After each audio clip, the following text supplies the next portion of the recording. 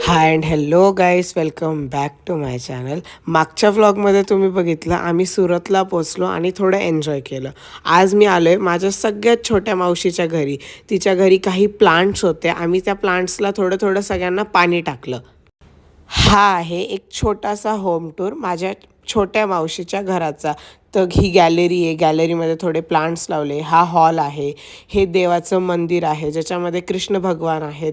हा एक बेडरूम आहे. बेडरूम पण खूप मोठा आहे. आणि संध्याकाळी आम्ही सगळे भाऊ बहीण निघालो पार्टी करायला. आम्ही सगळे पोचलो मधुरम सर्कलला. सुरतमधला फेमस पॉईंट आहे.